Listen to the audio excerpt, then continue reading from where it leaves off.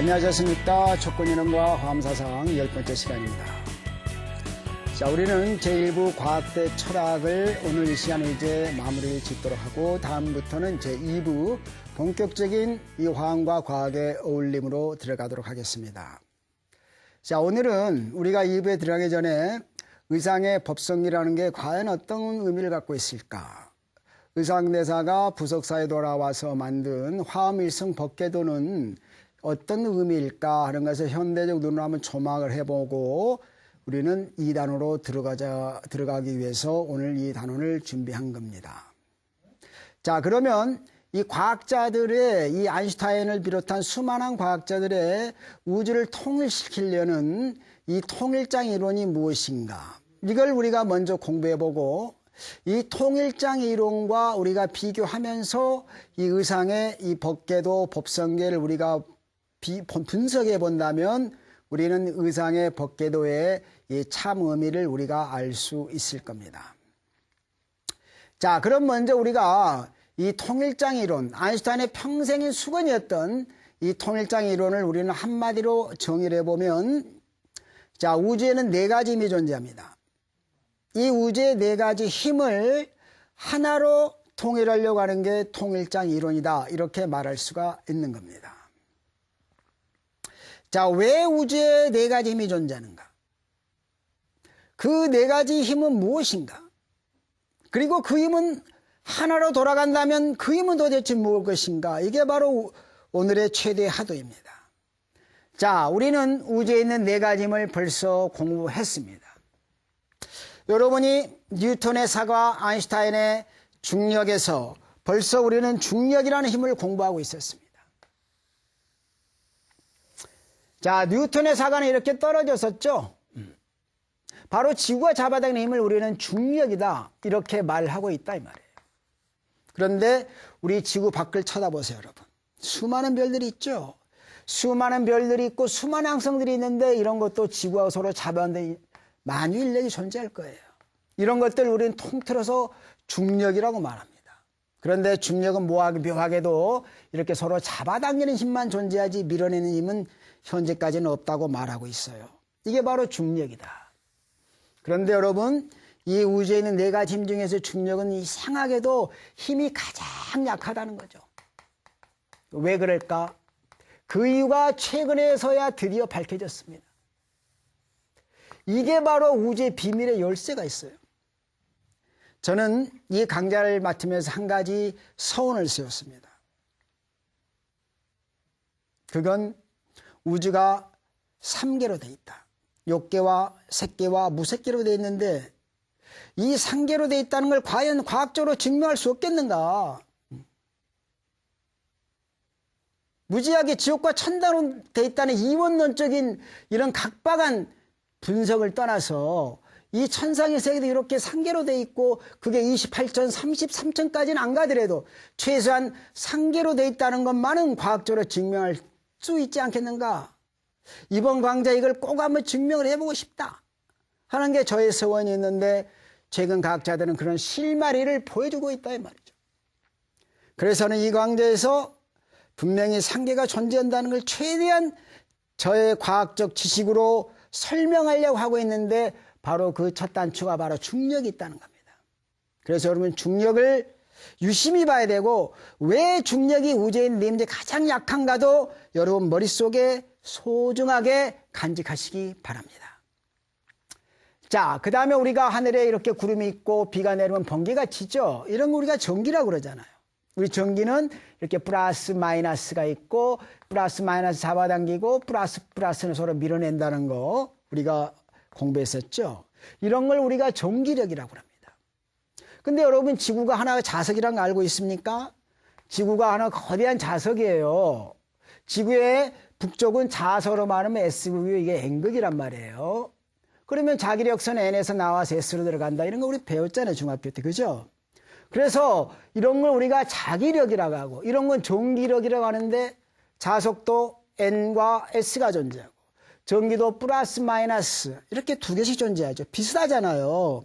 그래서 우리는 이 전기와 자기력 합쳐서 전 자기력이다, 이렇게 과학자들이 말하고 있어요. 이걸 19세기 말에 영국의 물리학자였던 이 맥스웰이라는 사람이 이 전자기력의 본체를 밝혔는데 그게 바로 뭐였는가? 바로 빛이었어요. 여러분, 빛이 바로 이 전기와 자기를 갖고 있다는 거죠. 제가 그림을 한번 그려볼까요? 자, 놀랍게도 이 전기력을 갖는 파동이 이렇게 퍼져나가면 이거하고 딱 X축 방향으로 이게 이렇게 퍼지면서 직각으로 옵니다.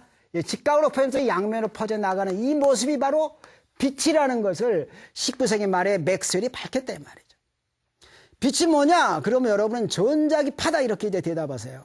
알겠죠? 전기와 자기 두 가지 양면성을 가지고 있는 게 빛이다. 이렇게 이제 여러분 대답할 수 있어야 됩니다. 자, 지금부터는 이제 여러분이 잘 모르는 힘이 나와요. 이건 이제 원자의 핵 속에 존재하는 힘인데 하나는 굉장히 강해서 강력이라고 이름을 붙이고 또 하나는 약해서 양력이라고 이름을 붙이는데요. 자, 이번에는 이 지구를 여러분이 원자라고 생각을 해보세요. 이 원자 세계를 탐험에 들어가면 중심부에 아주 적은 부분에 압축이 된 원자의 핵이라는 게 존재하고 있습니다. 이 사이즈가 어느 정도인가? 이걸 서울이라고 한다면 이 사이즈는 서울 운동장 정도 규모밖에 안 돼요. 실제는 내가 이렇게 크게 그렸지만 이보다 훨씬 작은 거의 점 수준으로 지금 크기가 작다는 거예요. 그런데 여기를 여러분이 싹 부처운으로 들여다보면 이 속에 플러스 전기를 띤 양성자가 있어요. 그리고 아무런 전기를 띠지 않는 중성자도 있어요. 그럼 마이너스는 어디 있을까? 마이너스는 핵질을 이렇게 돌아가는 전자는 이 밖에 쪽에 있다 이 말이죠. 그러면 여러분 방금 우리가 플러스는 밀어낸다는 거 배웠잖아요. 강력한 힘이 있는데 어떻게 해서 핵 속에 조그만 부분에 이들이 존재할 수 있겠습니까? 밀어내는데 힘들겠죠? 그래서 과학자들은 그 원인을 밝혔는데 밀어내는 거하고 반대 방향으로 이렇게 강한 강력이 존재하기 때문에 이 양성자는 바깥쪽으로 비산해버리죠. 확산해버리지 않고 좁은 부분에 응축될 수 있다는 것을 밝혔어요. 그게 바로 강력이다 이 말이에요. 이제 마지막 힘이 하나 남았습니다. 이제 양력이라는 게 남았죠. 이 양력은 뭔가? 방사선 동위원소에서 나타나는 힘이에요. 방사선 붕괴 시. 자, 여러분 아까 제가 일부러 중성자를 그렸습니다. 중성자는 전기를 띄었습니까? 안 띄었습니까? 안 띄고 있어요. 제로라 이 말이에요. 그러면 중성자가 쪼개지면 전기를 띈 거하고 전기를 안 띈 이렇게 쪼개지겠죠. 그래서 하나는 양성자가 되고 하나는 전자가 되는 겁니다. 그러면 플러스 마이너스 합치면 제로가 되니까 딱 논리가 맞게 되죠. 그래서 이런 물질이 붕괴될 때는 전기도 합치면 처음 값하고 같아야 되고 질량도 처음 값하고 같아야 되고 에너지도 다 같아야 되는 거죠. 모든 게 보존이 된다 이 말이죠. 그런데 놀랍게도 이 중성자가 붕괴할 때 에너지가 차이가 났어요. 아무도 대답 못했는데 스웨덴의 유명한 천재 물리학자 파울리라는 사람이 야 뭐냐 이거 뭔가 있을 거 아닌가 뭔가 빠져나갔다 에너지를 가지면서 그죠? 간단하죠? 왜 안 맞느냐가 아니라 뭔가가 에너지를 빠지면서 빠져나갔다고 생각하면 에너지가 보존된다는 논리가 성립하잖아요. 뭔지 모르니까 요것은 그냥 이름을 붙여라. 정기적으로는 중성이 돼야 될 거 아닙니까? 아주 작으니까 알갱이 미소하다. 그리고 이름 자자 중성미자 이렇게 이름을 붙였단 말이에요. 제가 이 중성미자를 지금 자세히 설명하려고 하는데 그 이유는 아까 말했던 것처럼 욕계, 색계, 무색계로 들어가는 비밀이 이 속에 있을지도 모르기 때문에 그렇습니다. 그래서 여러분은 지금 제가 하는 이 강의를 굉장히 귀다듬어 드려야 됩니다. 청계가 따로 있고 열반이 따로 있는 게 아닙니다. 그 청기와 열반의 모습은 바로 이 물질계 속에 다 함축되어 있다. 그래서 우리 물질계를 정확히 보면 그 청계의 비밀도 알 수가 있는 거죠. 홀로그램의 원리라고 우리가 전번에 이야기했잖아요. 그죠? 그래서 이 파울리가 말한 이 중성미자의 본체가 몇십 년 동안 의문이 되다가 최근에 이런 게 조금씩 벗겨지고 있는데 노벨 물리학상에 가장 근접한 게 뭐냐? 그러면 이거예요. 바로. 여기에 수많은 이론들이 나와 있고 지금 수많은 실험되고 있는데 노벨 물리학상 곧 줄 수 있는 게 요건데 올해 드디어 이 중성미자의 질량이 측정이 됐습니다. 캠브리지 대학 팀에서 이걸 측정했다는 거죠. 이 측정은 일본에서 지금 많은 연구가 있었고 우리나라의 서울대학교에 있는 물리학부의 김수봉 교수도 그 팀의 일원으로서 현재 노벨상 유력한 후보군에 들어가고 있어요. 그래서 여러분 이 중성미자는 과학에 설령 관심이 없더라도 관심을 가지고 봐야 됩니다. 곧 노벨상이 나올 테니까 여기서요. 그래서 이 중성미자를 파울리가 예언을 했는데 이 중성미자는 놀랍게도 우리가 전번에 이야기했던 칸트 있죠? 칸트는 뭐라고 그랬던가요? 오른손과 왼손의 관계는 관계에서 오는 게 아니라 공간에서 온다고 그랬잖아요. 그죠? 그 칸트의 오른손과 왼손이 바로 이 중성미자가 가지고 있다는 겁니다. 얼마나 놀랍습니까? 칸트의 대칭을 우리는 카이랄 대칭이라고 그랬죠, 여러분? 자, 그래서 오늘은 제가 이 카이랄 대칭을 정확히 정의를 합니다. 자, 어떤 게 전자가 이렇게 움직인다고 해봅시다. 전자는 기하학적인 회전을 가지고 있는 그걸 스핀이라고 그래요. 그래서 여러분 이렇게 전자 움직임 방 엄지를 펴서 이렇게 오른손으로 감으세요. 이렇게 쓱 감아 돌아가면 이 방향으로 지금 오른손을 감았습니다. 이때는 뭐라 그러냐? 오른손잡이 카이랄 대칭이란 말이에요.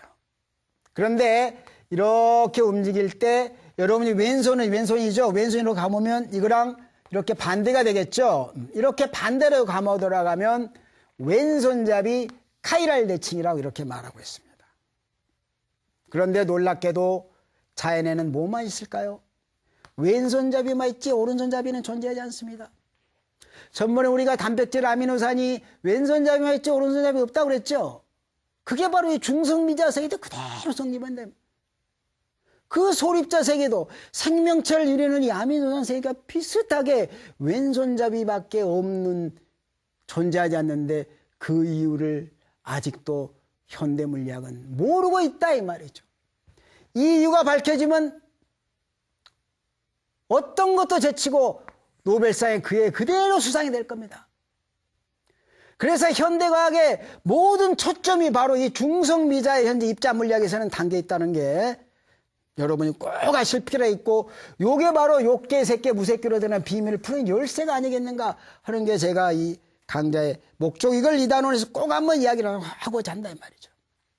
자, 이렇게 해서 우주는 네 가지 힘이 존재합니다. 물체가 떨어지는 중력이 있었고 번개가 치고 자석 있는 전자력이 있었고 그 다음에 핵 속에서 양성자가 흩어지는 걸 막아주는 강력이 존재하고 그 다음에 방사성 붕괴 시 나오는 힘이 아주 약한데 그 힘을 양력이라고 한다. 이렇게 우주는 네 가지 힘이 존재한다 이 말이죠. 자, 그래서 지금부터 100년 전에 아인슈타인은 이 힘을 하나로 합치려고 그랬습니다. 그런데 아인슈타인은 성공하지 못하고 자기 실험실에서 백지환경 남겨 죽고 말았어요. 왜 그랬을까요? 당연하죠. 그 당시 아인슈타인이 알고 있는 힘은 중력과 전자기력 정도였습니다. 입자가속기가 나오기 전에 이 강력이나 양력의 실체에 대해서는 전혀 어떤 자료가 없기 때문에 아인슈타인은 생각지도 못했겠죠. 두 힘을 가지고 우주의 내면을 합친다는 것은 말이 안 되겠죠. 그래서 아인슈타인의 꿈이었지만 아인슈타인 그 꿈을 이루지 못하고 돌아갔다 이 말입니다. 드디어 아인슈타인의 꿈은 서서히 이루어지기 시작했습니다.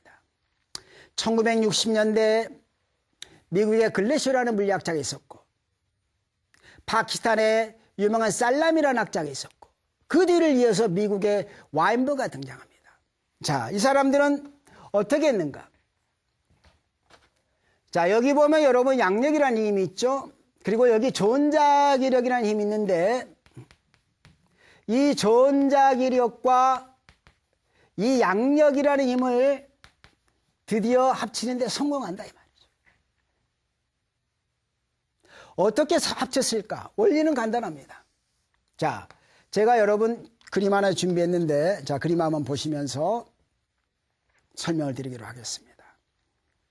여러분 이 그림은 카지노에서 많이 볼 수 있는 룰렛 게임입니다.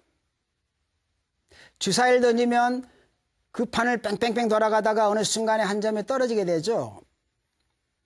그러니까 이 입자들이 굉장히 고온일 때는 그 입자의 정체가 불분명하다가 온도가 떨어지면 입자의 본질이 들어간다 이 말이에요. 그러니까 지금은 전자기력이라는 입자가 있고 양력이라는 입자가 따로 존재해서 서로 다른 것처럼 보이지만 이걸 온도를 싹 높이면 어떻게 될까요? 싹 높이면 어느 온도에서는 이 두 개의 본질적인 어떤 입자가 있었겠죠? 그 입자가 있었다는 거죠. 그게 바로 룰렛 게임처럼 온도를 높이면 초고온에서는 두 개의 근본적인 입자가 있었는데 그게 온도가 점점 떨어지면서 하나는 전자기력의 입자로 하나는 양력 입자로 변한다는 것을 아까 말한 글래시어와 파키스탄의 잘랑과 와인버그가 예측을 했다 이 말이에요. 그리고 놀랍게 1984년에 유럽의 CERN 실험실에서 이걸 발견합니다.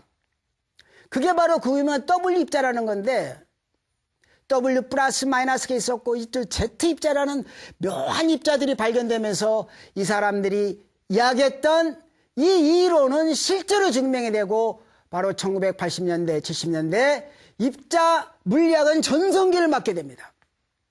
그리고 우리들한테 굉장히 큰 힘을 줬어요. 야, 드디어 아인슈타인의 꿈이 이루어지는구나.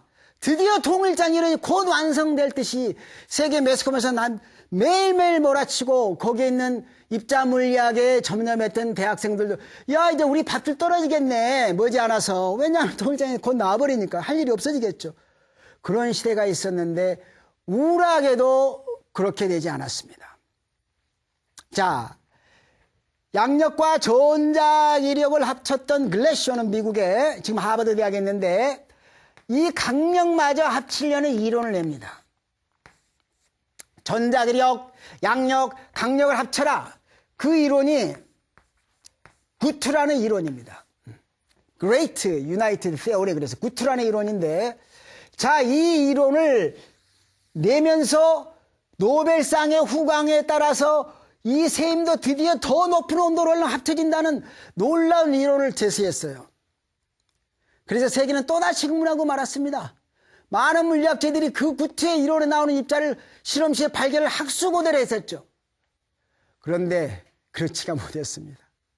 매 실험마다 이 이론은 엉터리로 답이 나오는 거예요. 그러나 이런 글래시 같은 대학자들의 그 배경이 든든하기 때문에 반론은 제시하지 못했는데 그 당시로는 별로 알려지지 않았던 한 학자, 지금은 촉근이론의 선두주자를 끌고 가 있는 에드워드 위튼. 이 에드워드 위튼이 한 연설에서 아주 중요한 메시지를 우리한테 남겼습니다. 강력과 양력이 있고 그 다음에 전자기력이 있고 중력이 있다. 아까 제가 초대에 말했듯이 중력이라는 것은 굉장히 약한 힘이기 때문에 우리가 현재 온도에서는 무시할 만합니다. 그래서 강력과 양력과 전자기력만 가지고 설명해도 큰 오차가 생기지 않지만 이게 초고온으로 올라가면은 에드워드 위트는 중력도 강력만큼 커진다는 것을 거기서 발표를 해요. 과학자들이 깜짝 놀랍니다. 그래서 이 중력을 무시하는 이론은 실패할 수밖에 없다는 강력한 메시지를 남깁니다. 노벨상까지 받으면서 세계 입자물리학 선도에 나가는 글래시어한테 그냥 치명적인 상을 던지는 거죠, 여기서. 그러면서 중력을 포함하는 이론이야말로 완벽한 이론이고 그 후보에 뭐가 있는가? 그 당시로는 촉근 이론이 이제 크게 번성하지 않으시던데 바로 그 유명한 후보로 촉근 이론이 있다 하면서 바로 입자 물리학의 선두주자에 있었던 글래시어한테 결정적인 치명타를 던집니다. 그런 이유였는지 모르지만 글래시어는 매 사건마다 촉근 이론으로 물고 늘어집니다. 신학인이 실험으로 검증됐느냐 과학이지 않느냐 수많은 반론을 터지면서 한 30년간 촉근이라 괴롭혔지만 현재는 이제 서로 사이가 이제 좋아지게 됐지만 바로 이런 배경이 있었다는 거죠.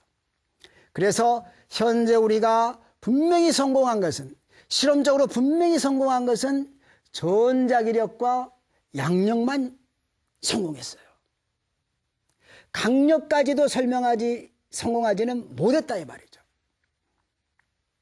그런데 촉근 이론은 이 네 개의 힘을 끈 속에서 나올 수 있다는 것을 유도를 합니다. 이게 바로 1984년이다. 바로 그러면 슈바르츠입니다. 그래서 촉근 이론이 통일장 이론의 유망한 후보군으로 나오는 거죠. 중력이 등장했다는 것 자체뿐이에요. 완벽하게 이 입자가 증명이 되고 이론적으로 증명이 돼서 그런 게 실험실에 밝혀진 건 아니다 이 말이에요. 유명한 이론일 뿐이다. 현재 이게 위치입니다. 그러니까 우리가 과학적으로 이걸 접근하는 방법은 두 가지가 있다고 봐야 됩니다. 하나는 입자 물리학 개체처럼 온도를 점점점 높이면 어떨까요? 온도를 높이면 아까 두 입자에 근원적 입자가 있었다면 더 온도가 올라가면 세 입자에 근원적 입자가 있겠죠. 더 온도 높이면 어떻게 되겠어요? 중력까지 포함한 더 근원적인 입자가 있을 거라고 추론을 하면서 입자 가속기의 온도를 높이고 있는 방법이 첫 번째 방법입니다. 그게 바로 현재 제네바에 있는 입자 충돌기 아닌가요? 그런데 이론적 계산에 의하면은 바로 우리 은하계 정도 이상의 사이즈가 돼야지만이 중력까지 포함하는 그런 입자가 나올 수 있다고 현재 과학자들은 추론하고 있습니다. 현재 과학의 입장은 그렇다는 거죠. 그게 맞다 틀리다는 걸 일단 제쳐두고요. 또 하나의 통일장 이론을 접근하는 방법은 끈이론입니다. 자, 아까 끈이론 슈바르츠 이야기를 했었는데 이게 끈이론의 한 가지 형태일 뿐이에요. 그 후에 네 가지 끈이론이 나옵니다. 그러면 이 한 가지하고 네 가지, 다섯 가지 끈이론이 되죠. 그러면 자연이라는 게 근본적으로 하나의 현상인데 어떻게 다섯 가지 이론이 나올 수가 있는가? 여기에 대해서 끈이론 학자들은 고민에 빠졌다 이 말이에요. 그러다가 1995년에 아까 말했던 그 젊은 학자 에드워드 위튼이 놀라운 견해를 밝힙니다. 이 다섯 가지 끈이론이 하나로 돌아갈 수 있다는 것을 밝히는데 그게 바로 M이론이다 이 말이에요. M이론은 여기 초기 단계입니다. 아직 해결된 게 아니죠. 그래서 과학의 눈으로 통일장 이론을 접근하는 방법은 입자 가속기를 통해서 실험으로 확인하는 방법이 있고 방금 에드워드 위튼의 끈이론 학자처럼 이론을 통해서 확인하는 방법이 이 두 가지 패턴이 있다. 그런데 최근에 몇 가지 놀라운 사실들을 발견했습니다. 자, 여기서 제가 간단한 그래프를 하나 소개하면은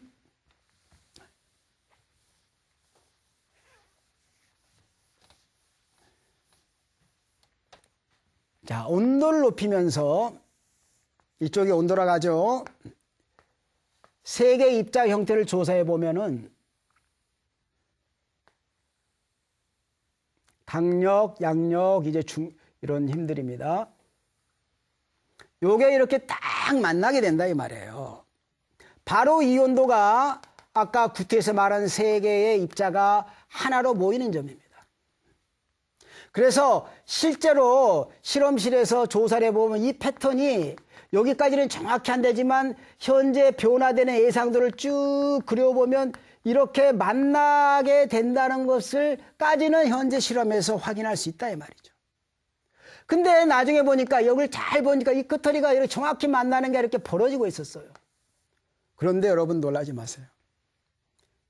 여기다가 초대칭 이론을 딱 접근해서 계산해 봤더니 놀랍게도 이게 정확하게 하나로 맞아 돌아간다 이 말이에요. 그래서 초대칭이 아직까지 어떤 근거도 없다고 말하지만 이것만 보더라도 야 초대칭이 있으면 정확히 세 개 입자가 이렇게 맞아 들어가는 점을 봤을 때 초대칭은 틀린 게 아니라는 것을 우리는 확인할 수 있죠. 그러나 아직 네 개의 입자는 된 거 아니다 이 말이죠. 바로 현재 입자가 온 수준이 바로 요거라는 걸 우리가 알 수가 있습니다. 그러면서 우리는 이제 21세기를 훌쩍 뛰어넘고 있습니다. 언젠가는 최후의 이론 M이론을 발견할 거라고 말하고 있습니다. 지금도 수많은 이론들이 쏟아지고 있습니다. 지금은 시대가 좋아져서 인터넷에 간단하게 논문 한 편 올릴 수가 있어요. 전에는 학술지를 통해서 수많은 논문들이 나오고 검증하는 굉장히 번잡했지만 지금은 프리 논문으로 사전 검증하기 전에 간단히 인터넷에 올리면서 우리가 최근의 정보들을 한눈에 볼 수가 있어요. 엄청난 양의 논문들이 쏟아지고 있습니다. 과학뿐만 아니라 수많은 분야예요. 그 사람들은 지금 바로 초점이 어디에 맞춰지고 있는가?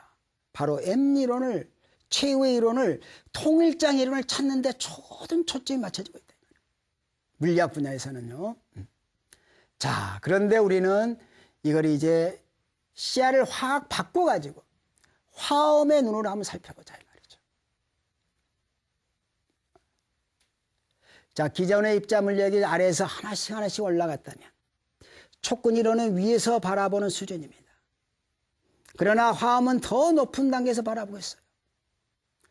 촉근 이론이 아라운 수준이라면 화엄은 보살 수준, 부처의 눈으로 보고 있는 수준이다. 바로 그게 의상의 법성계입니다. 네 개의 힘이 존재했죠. 1, 2, 3, 4, 5. 이 간단한 숫자로 우주의 비밀을 풀 수 있다면 얼마나 좋겠습니까? 그게 가능할까요? 기존의 입자 물리학과 촉근 이론과는 전혀 다른 언어죠. 1, 2, 3, 4, 5. 이게 6개 언어일까요? 3개 언어, 무색개 언어일까요? 밤 1, 2, 3, 4는 간단한 숫자로 M이론이 존재한다면 그게 의상의 법궤도라면 우리는 참으로 놀라운 사실을 확인할 수 있는 거죠. 자, 그림을 한번 보죠. 자, 첫 번째 원이 하나 보이죠? 그 원은 둘로 쪼개집니다. 그 둘로 쪼개진 원은 위와 아래로 갈라지면서 양극으로 멀어지고 있습니다. 그게 발전해서 위쪽에 하나의 사면체가 보이죠, 여러분? 또 아래쪽에 하나의 사면체가 보입니다. 자, 다음 그림을 보실까요? 그래서 뱀이 감고 있는 달걀이 보이죠? 이런 네 물체가 탄생하고 말았습니다.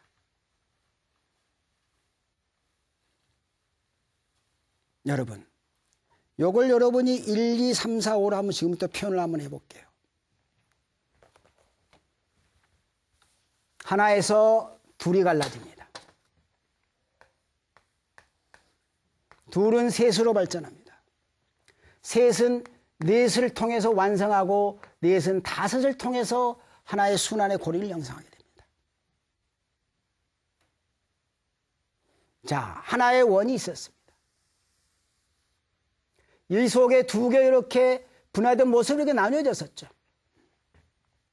이게 다시 어떻게 됐습니까? 위쪽으로 발전하고 이 아래쪽으로 발전하면서 양극으로 이렇게 퍼져나갔단 말이에요.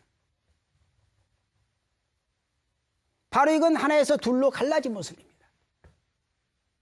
그런데 이 모습이 뭐였냐면 사면체입니다. 그래서 4가 보일 것 같은데 이 3은 여러분이 찾기가 힘들 겁니다. 3은 어디가 있었을까요? 3을 한번 찾아보세요. 이 과정에 분명히 3이 들어있었습니다. 자, 여러분 다음 그림을 보세요. 이거 우리 전번에 마법의 삼각형 보였던 그거죠. 보로메오 고리. 그 3이라는 건 뭘까요? 그 3을 이야기했던 사람이 여러분이 잘 아는 헤겔입니다. 어떤 논리가 있고 반대 논리가 있고 정반합으로 발전한다는 거죠. 그런데 정반합은 새로운 논리가 아니라 그 보로메오 고리처럼 정과 반과 합이 합해진 이 보로메오 고리라는 새로운 형태로 발전한다는 겁니다. 다음 그림을 보실까요? 다음 그림 보면 머리가 세 갈래로 까졌습니다. 세 갈래로 따진 머리가 따지면서 올라가면서 쭉 오면 전체 하나의 모습을 이루고 있다 이 말이에요. 3으로 발전하면서 계속해서 진화 발전해 나가죠. 바로 이게 3입니다. 자, 그럼 여러분 다시 칠판에 돌아서 3을 찾아보세요. 이 그림을 여러분이 잘 보면은 이 위쪽에서 이렇게 진화해 나가는 모습이 보이죠? 이게 따진 머리하고 같다 이 말이에요. 이게 바로 3입니다. 이 아래쪽에도 이렇게 가고 있죠? 바로 여러분은 3을 찾아냈습니다. 이게 바로 3이었다.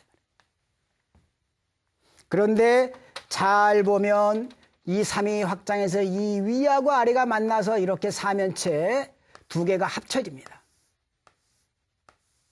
팔면체가 되고 말았죠. 그런데 이 팔면체는 단순한 팔면체가 아니라 위로도 확장되고 옆으로도 확장되면서 전체 달걀의 모습을 아까 만들어냈다 이 말이죠. 그래서 3은 4를 통해 완성되고 있다 이 말이죠. 이제 마지막 문제가 남았습니다. 과연 이 5는 뭘까? 자, 이 5까지 여러분이 찾아낸다면 여기서 M1호는 완성되고 맙니다. 이게 바로 M1호이다 이 말이에요.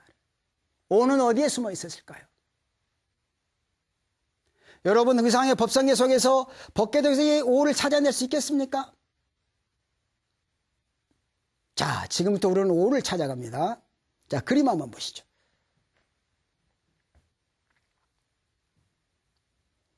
자, 법계도하고는 약간 다르지만 여기 미로가 잘 그려진 그림이 보입니다.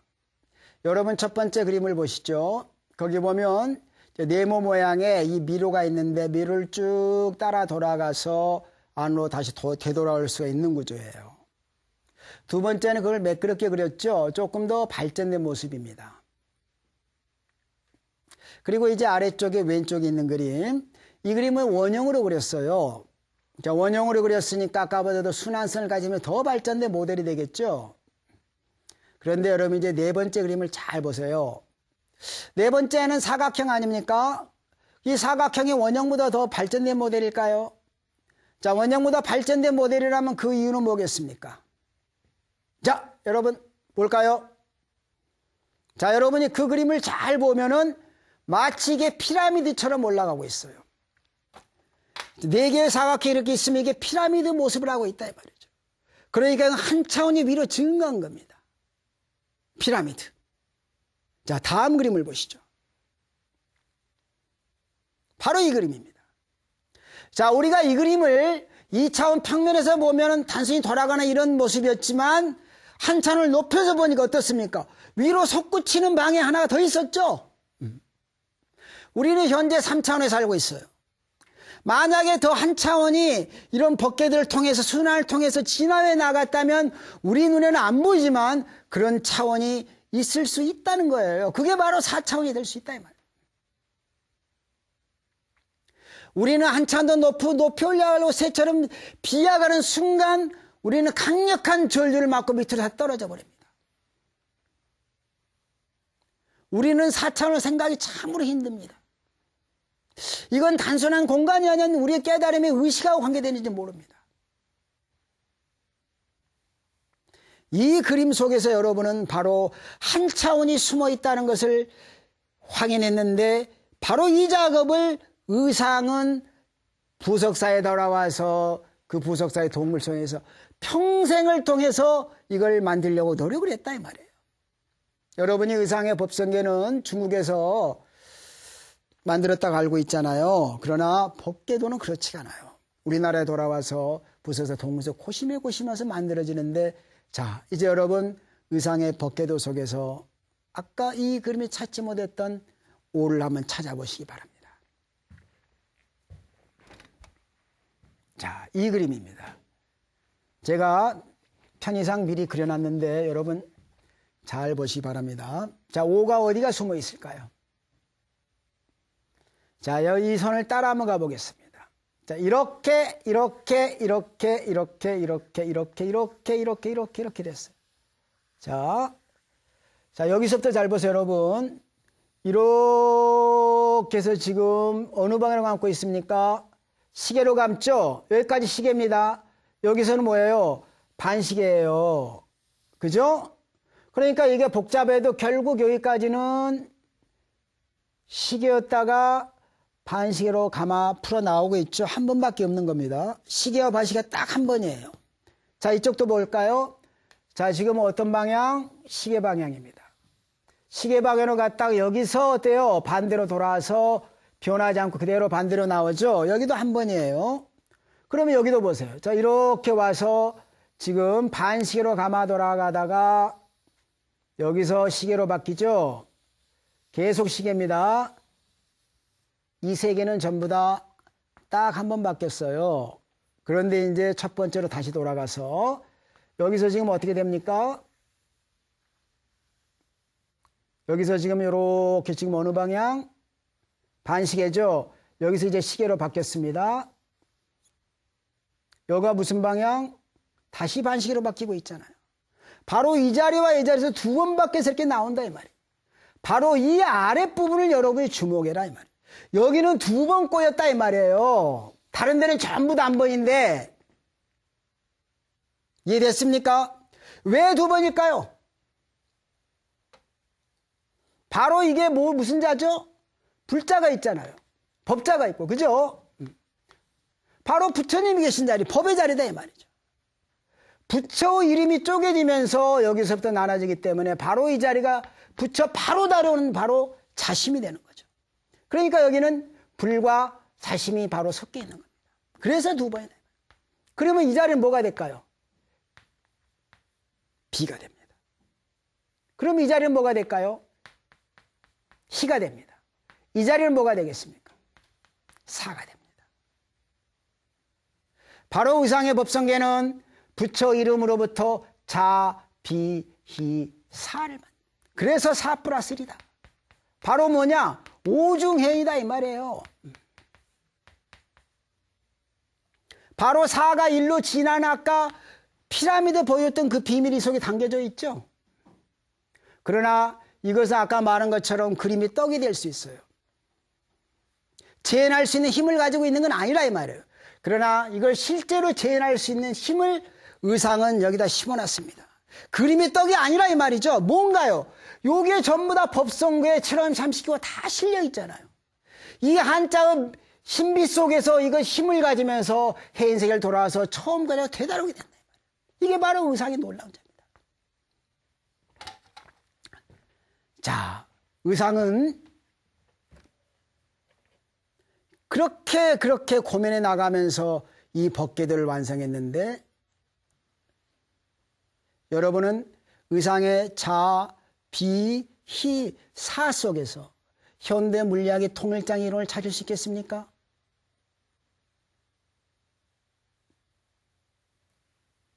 자, 비, 희, 사가 있죠. 비하고 희는 슬픔과 기쁨이잖아요. 반대죠? 놀라지 마세요. 아까 힘에도 반대가 있었습니다. 뭐가 있었습니까? 강과 약이 있었잖아요. 바로 기쁨과 슬픔은 강력과 양력의 짝이 될 수 있는 거죠. 그리고 사라는 게 뭔가요? 세상을 공평하게 해주는 힘이잖아요. 그게 뭘까요? 빛이다 이 말이에요. 빛이라는 것은 세상에 쫙 퍼져서 세상의 모든 걸 밝게 해줍니다. 그 빛이 뭐였습니까? 전자기력이었죠. 바로 전자기력이 의상의 바로 사에 해당된다. 이제 하나가 남았습니다. 뭐죠? 바로 중력이다. 중력이 바로 자심입니다. 자심은 부처 이름 바로 앞에가 있었어요. 내 마음 중에서 가장 자비로운 마음에 가장 소중한 마음이죠. 왜 중력이 약했을까요? 이제 여러분이 짐작할 수 있을 겁니다. 이 자심이라는 것은 세계 우주 모든 곳에 퍼져나갈 수가 있는 겁니다. 처음 같은 양의 에너지가 있었다면 이 중력이라는 것은 모든 곳으로 퍼져나가니까 그 힘이 약해진다는 걸 여러분이 짐작할 수가 있고 바로 중력은 이 자신과 같다는 거죠. 놀랍게도 의상의 법계대 속에 현재 과학자들이 찾았던 내임이 그대로 존재했고 그 존재를 의상은 법계도의 부처 이름으로 합의했다 이 말이죠. 그 비밀은 한자의 속에 담겨져 있습니다. 자, 우리는 아직 그 눈을 가지고 있지 못합니다. 그래서 의상의 법궤도는 하나의 법궤도로 끝나고 말았습니다. 그러나 이 강좌를 보는 여러분과 저는 그 비밀을 꼭 풀어내고야 말 겁니다.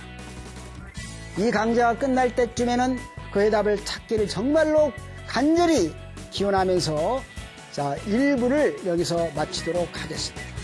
다음 시간부터는 의상의 법성계 한 구절 한 구절과 현대 촉근이론의 또 첨단 물리학의 모든 내용을 비교하는 어울림의 시간을 갖도록 하겠습니다. 자, 다음 시간까지 안녕히 계세요.